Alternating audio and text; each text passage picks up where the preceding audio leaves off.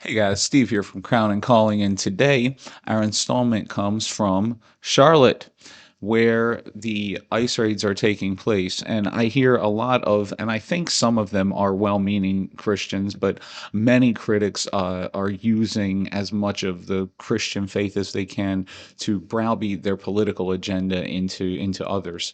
And they're usually going to, we've got Romans 13 open here, and it says, let every soul be subject to the governing authorities, for there is no authority except from God, and the authorities that exist are appointed by God. And so I hear this a lot of times being used to support, well, you should pay as much tax as we want. You should do what we want. But I have a question. Why is this not applied to people who came here illegally? When the Old Testament speaks of welcoming the foreigner, the sojourner, a sojourner is a traveler. They're not someone who's going to stay permanently. And if they are, they're supposed to be known. Ma'am, first of all, I have no way of knowing if this is honest, right? I have no way of knowing. I was a public educator for 15 years.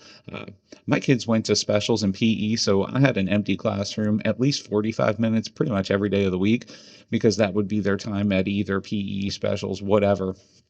And so I'm going to take this at face value and we're going to assume that this lady is telling the truth. Our classrooms were empty. If they're empty, we have an even bigger problem than we thought. Now, look, I'm just going to leave it here. It is possible for two things to be true at the same time. If I find out that someone is illegal, like someone comes and they need help, I've said this before, but I'll let this be on the internet forever. We're going to clean you up, get you a hot shower at the Family Life Center. We're going to take care of you. We're going to feed you. Guess what? You know what? We're going to feed you. We're going to clothe you. We're going to get you a shower. And then we're calling ICE. That's all there is to it.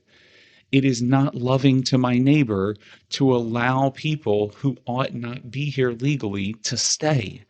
It is not loving to that person to allow them to continue to circumvent the laws of our nation. And so both of these things can be true at the same time. I can both love my neighbor and submit to the governing authority, which says they're not supposed to be here. And so, with as much sympathy as we might have, the reality of the situation is these laws were broken when they came here.